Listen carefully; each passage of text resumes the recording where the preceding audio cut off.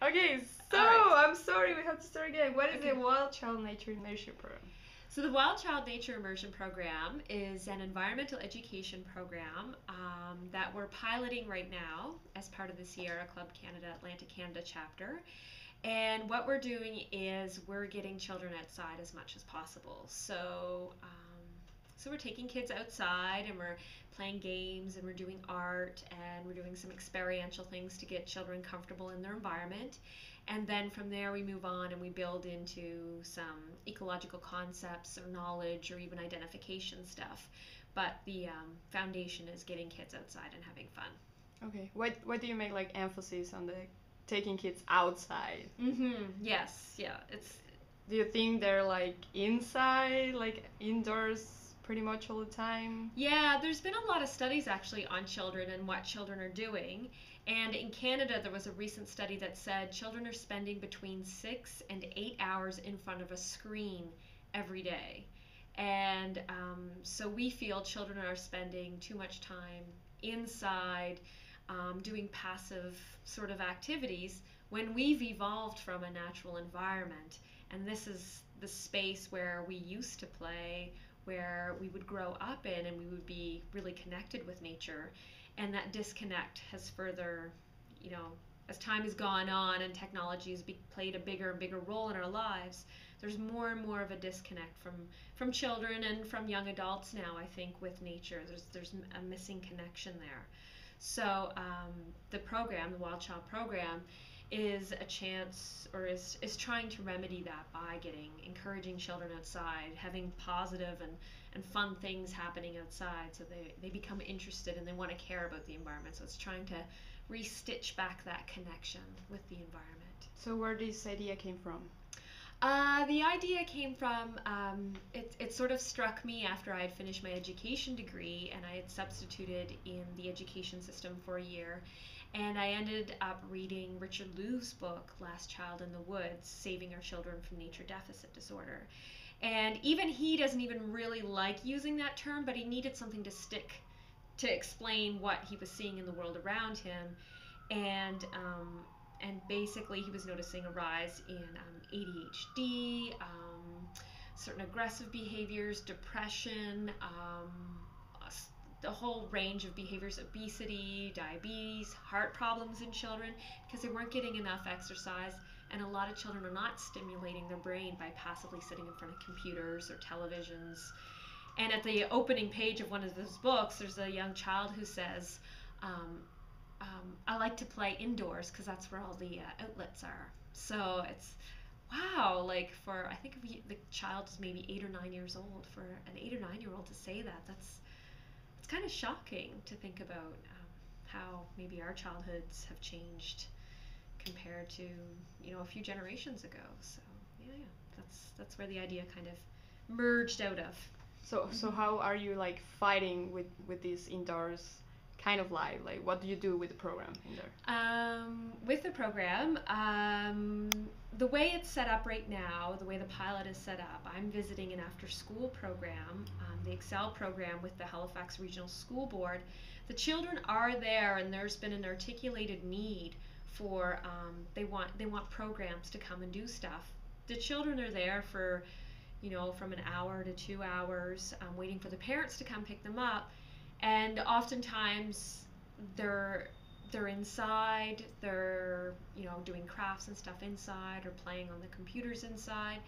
And there's been a need that they want to get the children outside and doing some things, but they need some extra support and some help with that. So we're building in that support and that help with that, and getting you know trying to coax the children outside and do some of the things, and it's been quite fantastic. There are, a few challenges, like we can't go outside every day. Sometimes the weather is, you know, isn't cooperating, and not all the children have the best rain gear and rubber boots and stuff. So there's some days where we can't take the children out.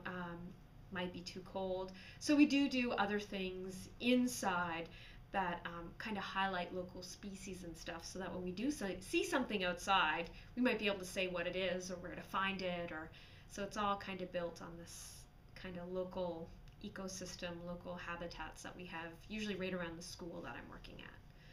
Are there like any other challenges despite the physical or weather conditions that you have to face like in this time that you said?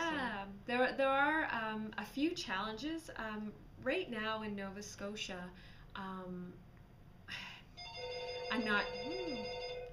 Pick up the phone, Gretchen. Pick up the phone. Oh, wait till she picks it up. Oh, she's got it. So the challenges that we face currently, we do face some funding challenges.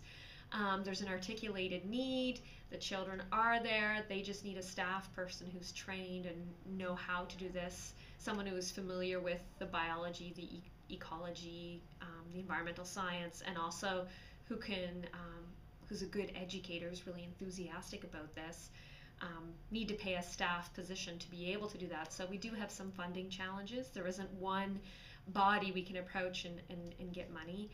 And currently, right now, while the school board does support us with, in-kind staff, facilities, safety and insurance and stuff like that, all that kind of in-kind support, the local school board or the Department of Education do not support us right now either. So in order to be able to really, I think, integrate something like this into our education programs, I think there needs to be kind of an overall push by the department to want to have this adopted, and also to put things in place to help support the people who are doing some of this work and have it. I'd love to see it all across the province. So, to get over some of those challenges, to be able to get delivery to as many children as possible would be fantastic. So, and we do have some weather challenges, and we also have challenges with, some children. They have more material resources than other children, so sometimes children are not dressed properly, or they may not have the proper footwear, they may not be able to afford the proper footwear. So there are some of those challenges that we need to keep in mind as well when we're doing our deliveries. So, and it's also a bit of a challenge as well. The children that I'm working with, they're from the ages from 4, they can be as young as 4 and as old as 11. So there is a challenge of meeting a wide range of abilities, knowledge base, program, so that everybody can do it and everybody can find something interesting in it. So sometimes, a certain thing might be a little over the heads of some of the younger children, or it might be below what some of the older children. That's a bit of a challenge too, trying to program that stuff out. But I think by the time you get outside and you see a squirrel not 10 feet away from you, or a deer, a few weeks ago we saw a deer in the woods that was just sitting down eating. I think if you're 4, 11, or 35, I think that's an amazing thing to see, and that's something that I think really connects a lot of children and a lot of older children and people who are young at heart to our environment. So who has like the decision or responsibility to convert this pilot program and like and establish it like program? Well, I think it's all of our responsibility, really. If parents really want, something like this to happen, I would love to see them speak out on behalf of it. The Department of Education is the public education system that we have here in Nova Scotia, so they would definitely have a role if they wanted to support and integrate something like this into their department. That would be great. For those of us who work for an environmental, non-governmental organization, my largest responsibility right now is the fundraising, so writing a lot of grant proposals and trying to network and meet with other daycares or childcare services to integrate with. So it will be a whole lot of effort altogether, I think, but I think in the end it's totally worth it. That was like the perfect conclusion Okay. for this time.